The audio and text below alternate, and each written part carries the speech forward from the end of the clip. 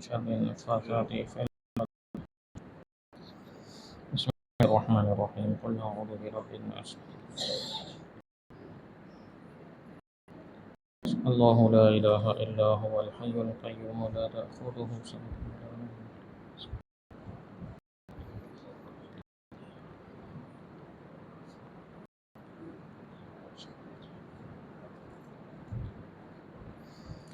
الحمد لله رب العالمين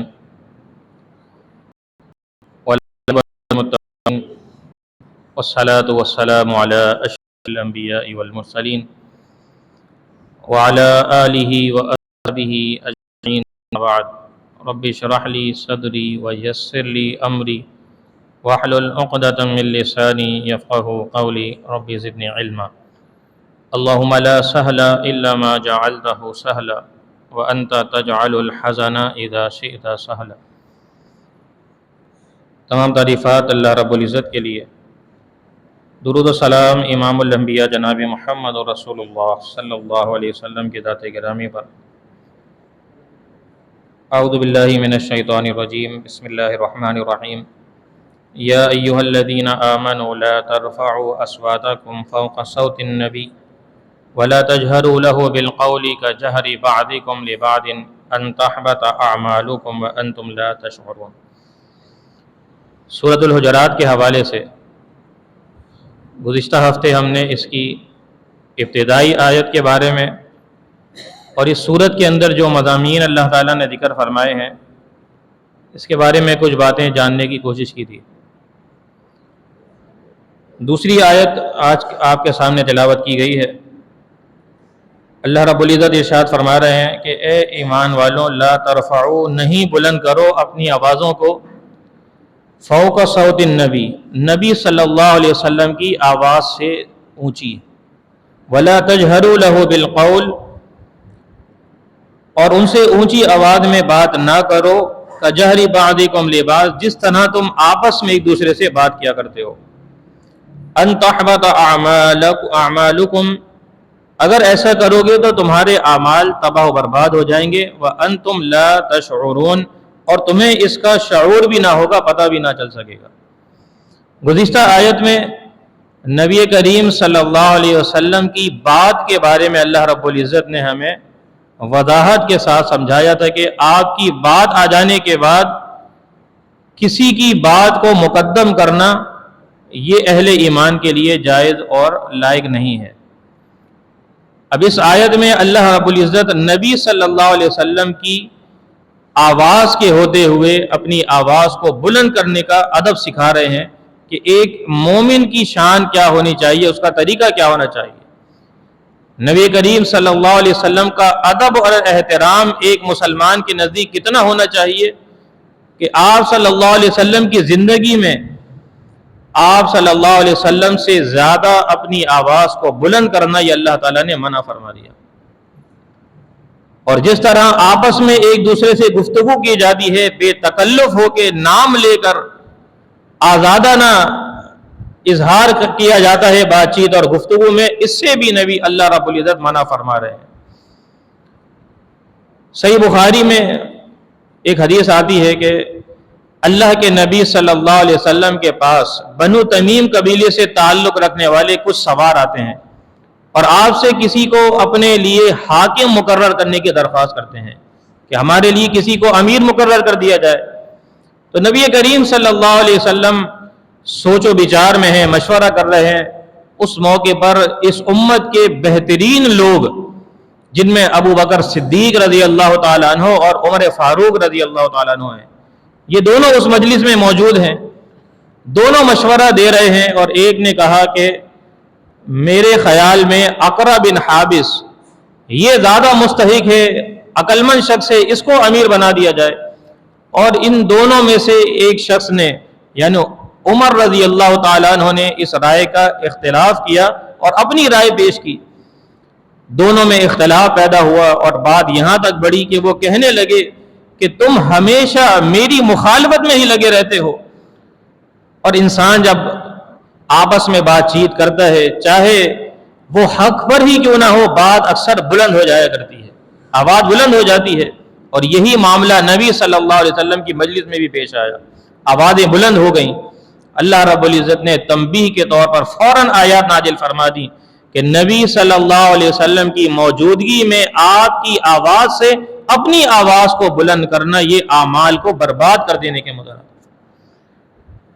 اس آیت کے نازل ہونے کے بعد عمر بن خطاب رضی اللہ تعالیٰ عنہ جلیل القدر صحابی ہیں، آواز میں ایک روب موجود تھا، لہجہ تھوڑا کڑک تھا، اپنی آواز کو اتنا پست کر لیتے ہیں، اتنا نیچے آواز سے بات کرتے ہیں کہ اللہ کے نبی علیہ السلام کی مجلس میں موجود ہیں، آپ کسی چیز کے بارے میں پوچھتے ہیں تو وہ جواب دیتے ہیں اور نبی علیہ السلام کو وہ آواز آپ کے کانوں تک نہیں پہنچ پاتی، اتنا ادب کرنا شروع کر دیتے ہیں۔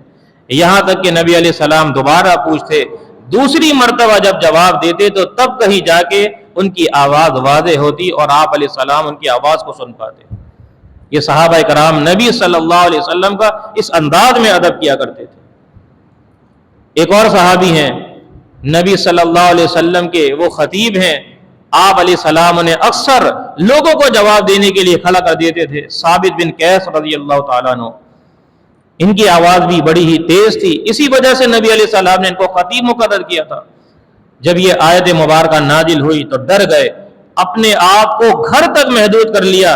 نبی علیہ السلام نماز مکمل کرنے کے بعد، فرض نماز کے بعد صحابہ کی طرف متوجہ ہو کر بیٹھے، دیکھا کہ ثابت بن قیس نظر نہیں آ رہے، ایک نماز گزری، دو نمازیں گزری، لیکن جب غیر حاضری بار بار نظر آتی رہی، آپ علیہ السلام نے صحابہ سے پوچھا کیا وجہ ہے، ثابت نظر نہیں آ رہے؟ بتایا گیا کہ جب سے یہ آیت نازل ہوئی ہے کہ تمہارے اعمال برباد ہو جائیں گے، آواز بلند کرنے کی وجہ سے وہ ڈر گئے ہیں اور اپنے آپ کو گھر میں قید کر لیا ہے، اور وہ اپنی زبان سے یہ الفاظ کہتے ہوئے نظر آتے ہیں کہ میں تو اہل النار میں سے ہو گیا ہوں، میں جہنم والوں میں سے ہو گیا ہوں، اللہ نے میرے اعمال کو برباد کر دیا ہے۔ نبی صلی اللہ علیہ وسلم نے صحابہ کو بھیجا اور کہا اسے خوشخبری دے دو کہ انہو من اہل الجنہ، وہ اللہ رب العزت کی طرف سے جنتی لوگوں کے اندر شامل ہے۔ اور پھر صحابہ کہتے ہیں جس وقت ہم نے نبی علیہ السلام کی زبان سے یہ الفاظ سنے، اس کے بعد سے جب ہم ثابت بن قیس کو چلتے ہوئے دیکھتے تو ہم یہ سوچتے کہ یہ زمین پر چلتا پھرتا جنتی چل رہا ہے۔ ان کے پاس پہنچے اور بتایا کہ بات دراصل یہ ہے، آپ کی آواز تو قدرتی طور پر ایسی ہے، یہ آیت ان لوگوں کے بارے میں نازل ہوئی ہے کہ جو نبی علیہ السلام کی بات سے اپنی بات کو بلند کر دیتے ہیں، آوازوں کو بلند کر دیتے ہیں۔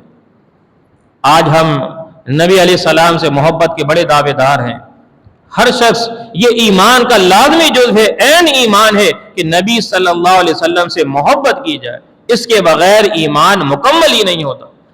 لیکن آپ صلی اللہ علیہ وسلم سے محبت کا اظہار آپ کے ادب کو ملحوظ خاطر رکھ کر ہو سکتا ہے۔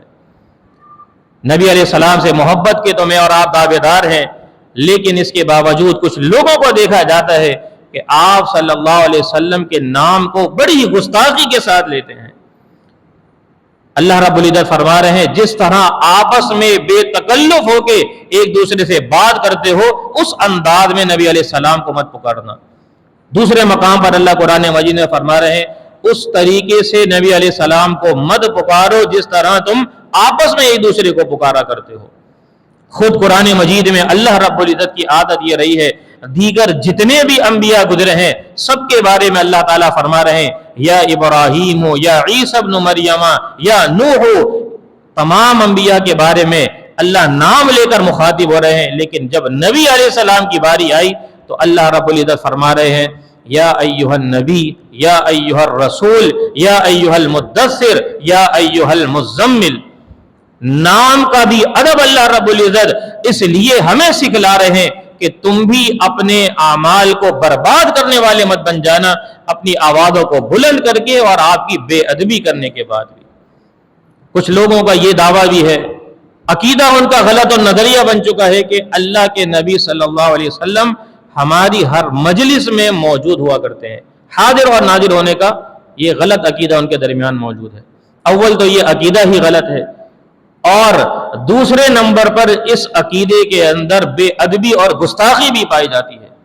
اگر تصور کر بھی لیا جائے کہ نبی علیہ السلام ہمارے درمیان موجود ہیں تو یہ کیسے ممکن ہے کہ آپ کی موجودگی میں آپ کے مصلی اور آپ کے ممبر پر کوئی امامت کے لیے کھڑا ہو جائے، اور دوسرا پھر آپ علیہ السلام اگر موجود ہیں تو یہ کیسے ممکن ہے کہ آپ کا نام لے لے کر ہم لوگوں کو نبی علیہ السلام کی مدح اور تعریفوں بھرے اشعار سنائیں؟ نام لینے سے تو اللہ رب العزت منع فرما رہے ہیں، تو یہ غلط عقیدہ، غلط نظریہ ہے، اس سے اللہ رب العزت منع فرما رہے ہیں۔ اگر ایسا کیا جائے گا تو اللہ تعالیٰ کی طرف سے اعمال برباد کر دیے جائیں گے، وَأَنْتُمْ لَا تَشْعُرُونَ، اور انسان کو پتہ بھی نہیں چلے گا، اعمال مکمل طور پر تباہ و برباد ہو جائیں گے۔